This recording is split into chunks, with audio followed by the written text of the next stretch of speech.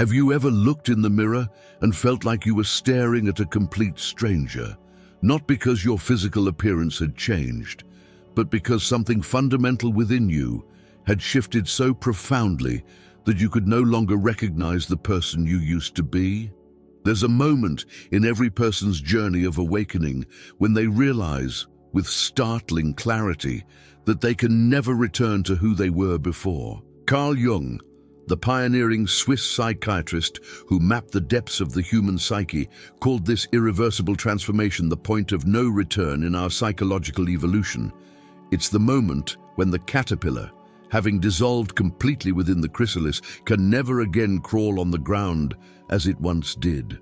In this exploration, you're about to discover the 5 unmistakable signs that indicate you've crossed this sacred threshold. We'll journey through the psychological territory that Jung spent decades mapping, understanding why this transformation feels both terrifying and liberating, and most importantly, what it means for your future evolution.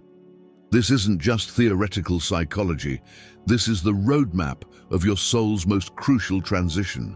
By the end of our time together, you'll understand not only where you are in this process, but also where you're heading and why there's no going back to the limited version of yourself you once were. The first sign that you can't return to who you were manifests as a profound shift in your relationship with external validation. Picture this. You're at a social gathering, surrounded by people whose opinions once shaped your every decision. Yet now, as conversations swirl around achievements, status symbols, and the endless pursuit of others' approval, you feel like an observer from another dimension. The topics that once consumed your thoughts now seem hollow, like echoes in an empty chamber.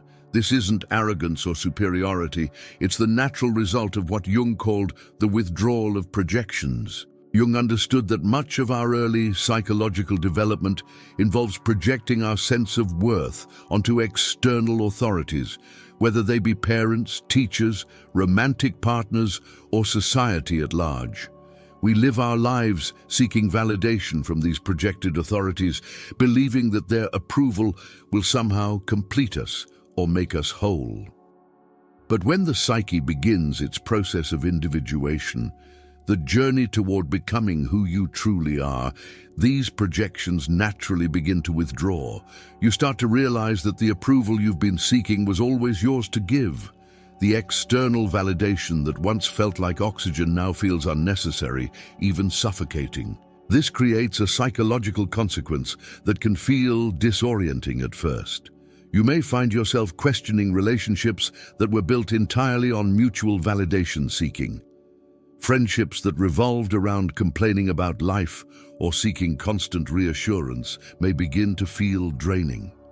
Professional environments focused solely on competition and external recognition may lose their appeal.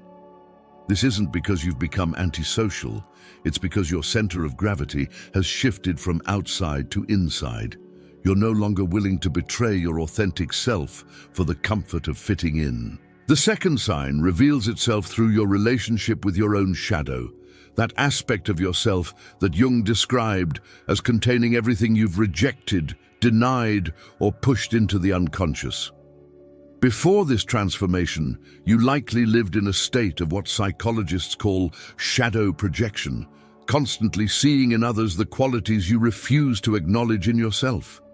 You might have been the person who was intensely irritated by selfish behavior in others while being blind to your own selfishness, or someone who judged others' anger while suppressing your own rage. But as you evolve psychologically, something remarkable happens. You begin to recognize your own capacity for the very behaviors you once judged so harshly in others. This isn't a comfortable realization, it's actually quite humbling. You might catch yourself in moments of pettiness, and instead of immediately justifying or denying it, you pause and think, yes, I can be petty too. This is shadow integration beginning to occur, and it's one of the most significant markers that you've crossed into a new phase of psychological development. The practical manifestation of this looks like increased compassion for others' flaws and a decreased need to position yourself as morally superior. You stop being the person who needs to point out everyone else's mistakes because you're intimately acquainted with your own. Jung called this the beginning of psychological wholeness, the integration of the rejected aspects of the self.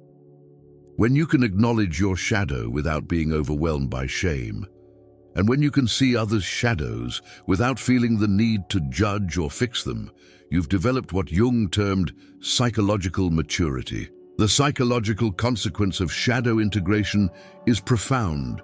Your relationships become more authentic because you're no longer unconsciously trying to hide parts of yourself or fix parts of others. You develop what Jung called the transcendent function, the ability to hold paradox and contradiction within yourself without falling apart. You can be both kind and firm, both loving and boundaried, both confident and humble. This psychological flexibility makes it impossible to return to the rigid, one-dimensional version of yourself you once were. The third sign appears as a fundamental shift in how you relate to suffering and adversity. Before this transformation, you likely approach difficult experiences with resistance, seeing them as obstacles to your happiness or signs that something was wrong with your life.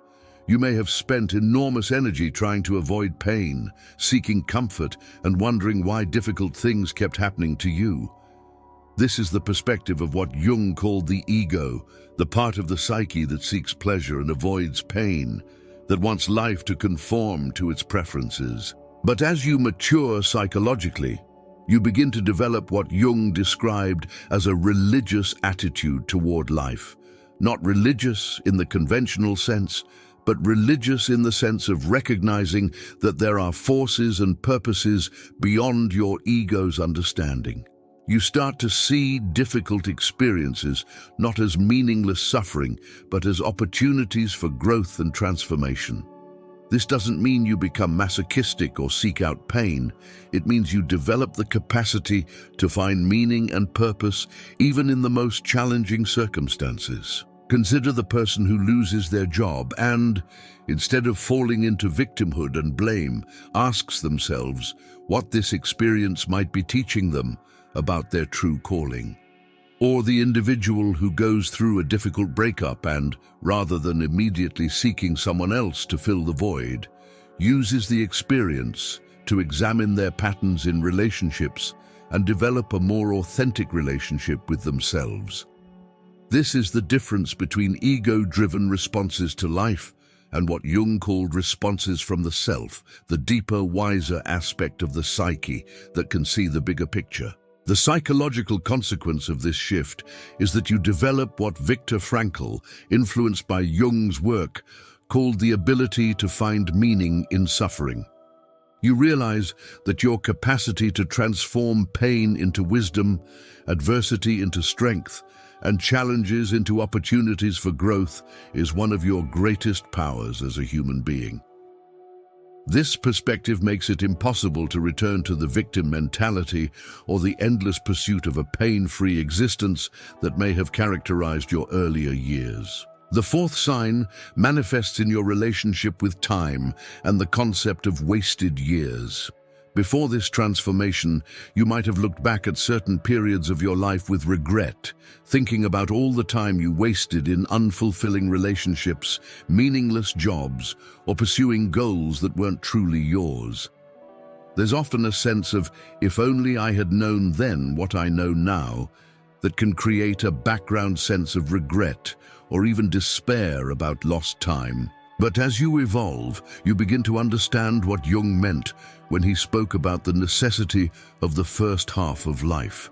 Jung believed that we need to go through the process of developing an ego, establishing ourselves in the world, and often conforming to external expectations before we can begin the deeper work of individuation. Those years that seemed wasted were actually essential preparation for who you're becoming. The unfulfilling job taught you what you don't want and helped you develop skills you didn't know you'd need.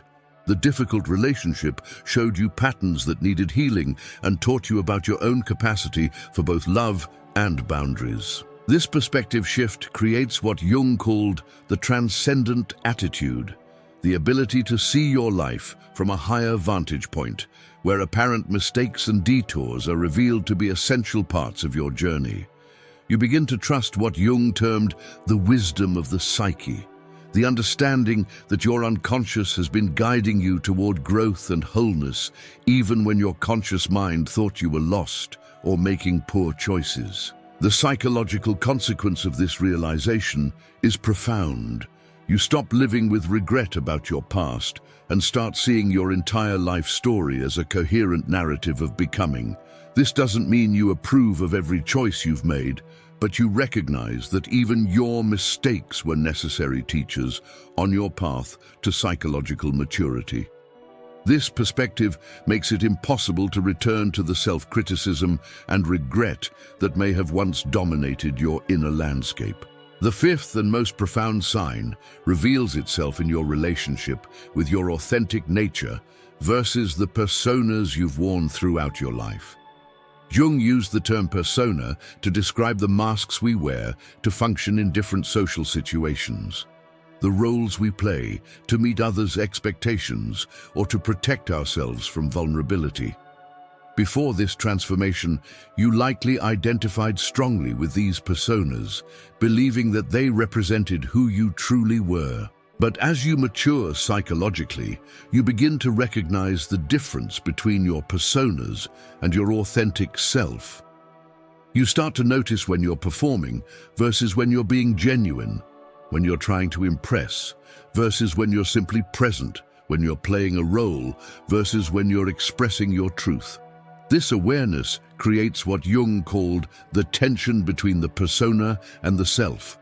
And this tension is actually a sign of healthy psychological development. The practical manifestation of this looks like an increasing inability to maintain facades that don't align with your authentic nature.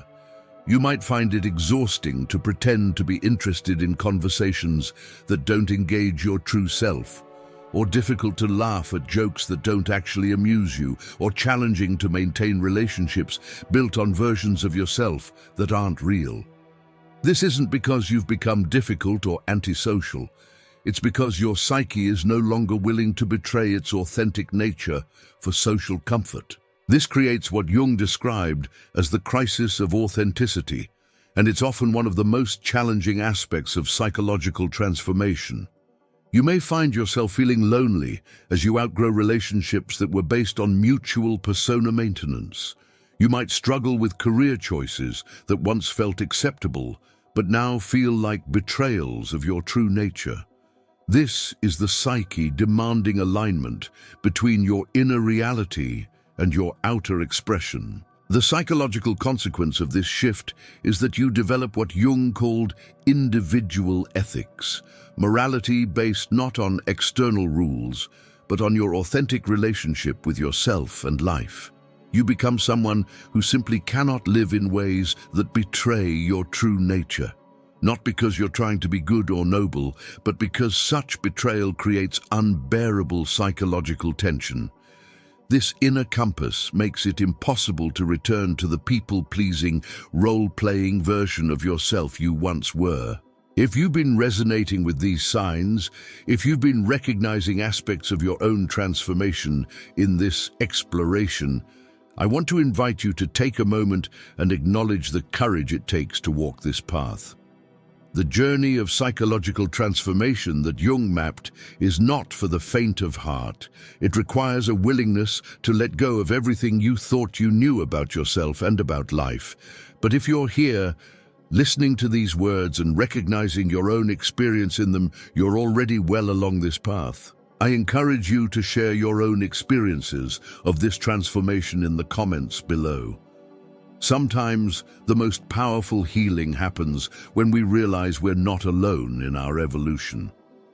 If this exploration has been meaningful for you, consider subscribing to continue this journey together, because understanding the psychology of transformation is just the beginning.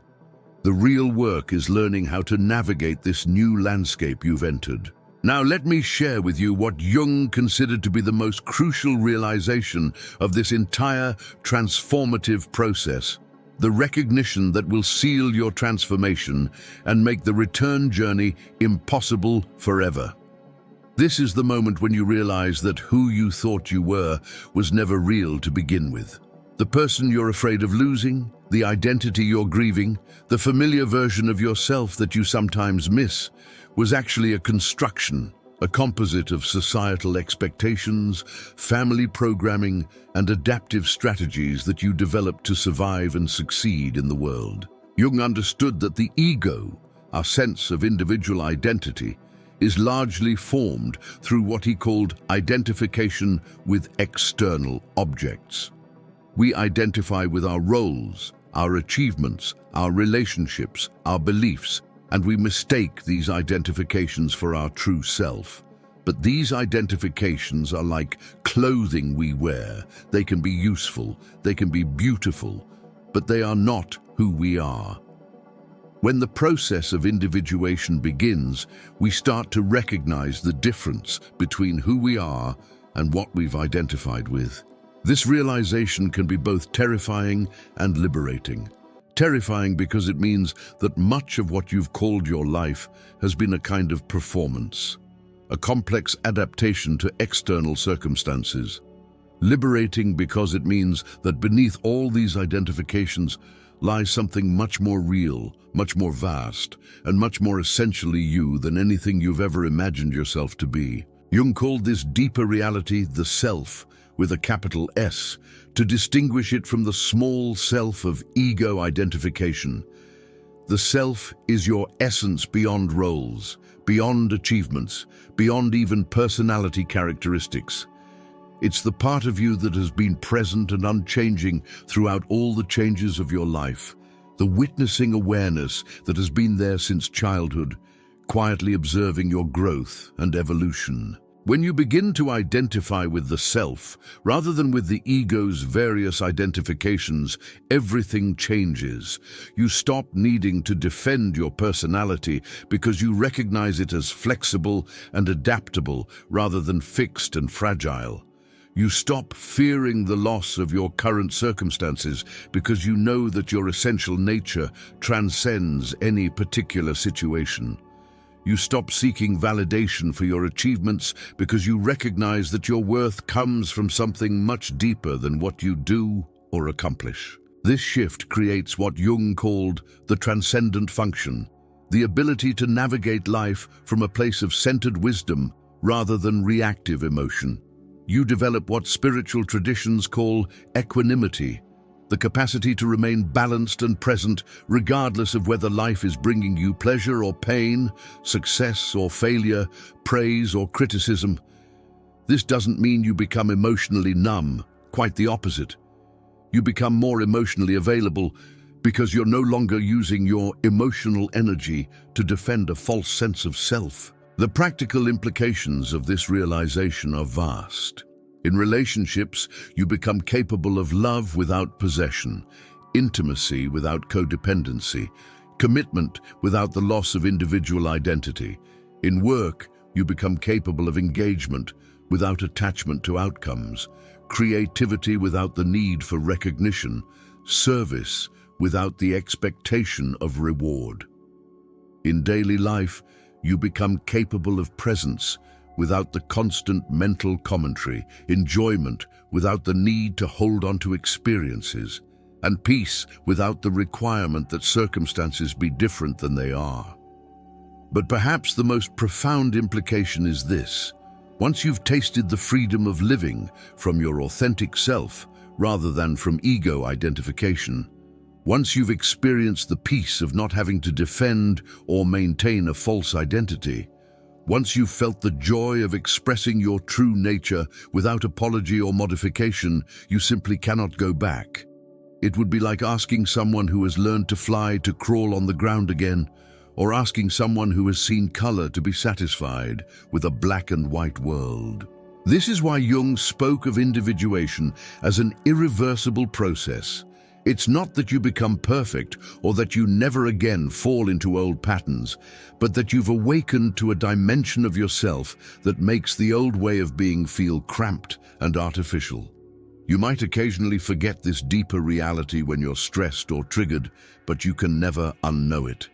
It becomes your reference point, your true north, the measure against which all other experiences are evaluated. The person you were before this awakening, the one who needed constant validation, who lived in fear of others' opinions, who mistook their roles and achievements for their identity, that person wasn't wrong or bad, but they were living in a kind of psychological sleep. They were like someone who spends their entire life in a small, windowless room, believing that the room is the entire universe. The awakening process is like discovering that there are doors in that room, and beyond those doors are other rooms. And beyond those rooms is a vast mansion, and beyond that mansion is an infinite world of possibility. Once you've walked through those doors, once you've seen the vastness of your own being, once you've tasted the freedom of authentic self-expression, how could you ever be content with the small room again?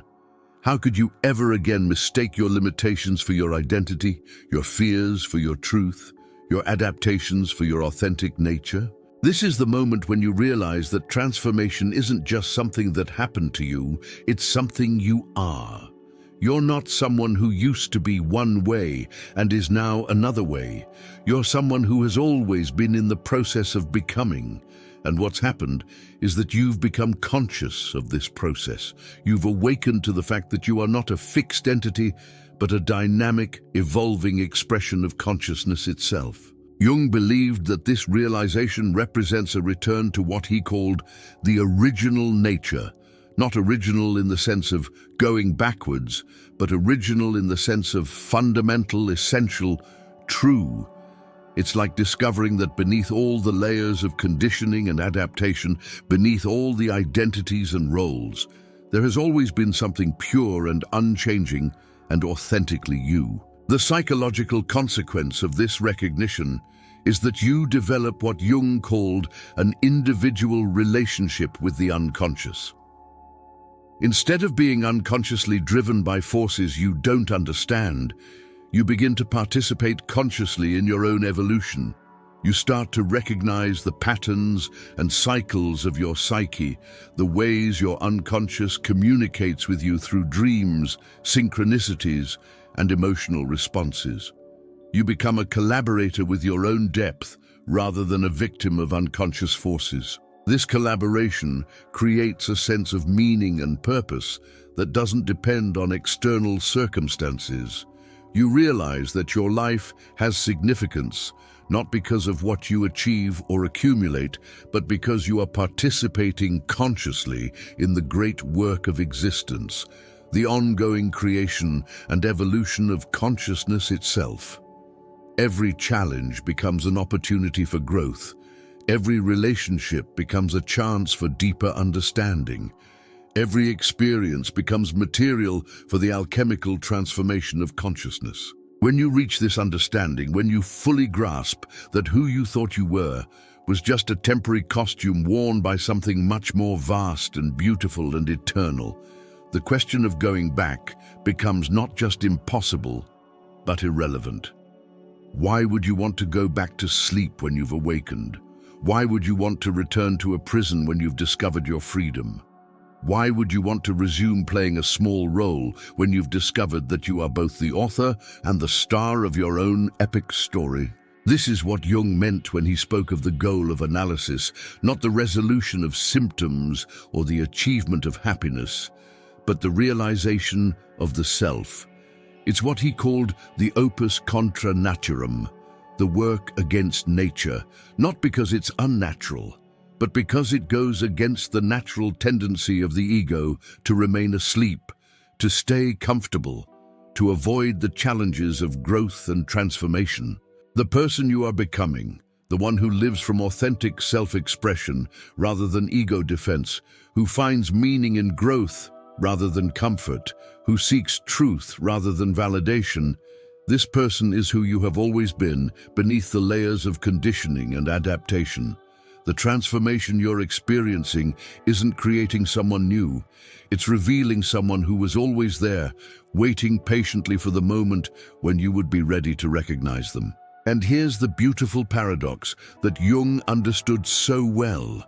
In letting go of who you thought you were, in releasing the limited identity you've been defending and maintaining, you don't lose yourself, you find yourself.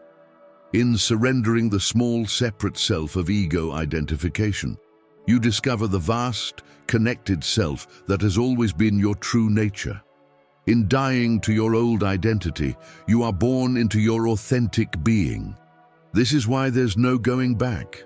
Not because the path is blocked, but because once you've tasted the nectar of authentic being, once you've felt the freedom of living from your true center, once you've experienced the joy of expressing your essential nature, everything else pales in comparison. The old way of being doesn't beckon you back. It simply no longer satisfies the depth of who you've become. So if you're in the midst of this transformation, if you're feeling the disorientation of not being able to return to who you were, know that you're exactly where you need to be. The chrysalis isn't comfortable. The process of dissolution and reformation isn't easy, but it's necessary. And what emerges from this process isn't just a different version of who you were. It's the authentic expression of who you've always been beneath the surface. Trust the process, trust your depth, trust the wisdom that has brought you this far on the journey. The person you're becoming is not someone new, it's someone who has been waiting your entire life for the moment when you would be ready to let them emerge. And once they do, once you've tasted the freedom and authenticity and depth of your true being, you'll understand why the journey back is not just impossible, but completely unnecessary. You're not losing who you were, you're finding who you've always been. And that person, that authentic expression of your essential nature, is more beautiful, more powerful, and more capable of love and contribution than you ever imagined possible. The transformation is irreversible because truth, once seen, cannot be unseen. Love, once tasted, cannot be untasted. Freedom, once experienced, cannot be unexperienced. You haven't just changed, you've awakened, and awakening is not something that can be undone. Welcome to the rest of your authentic life. The journey is just beginning.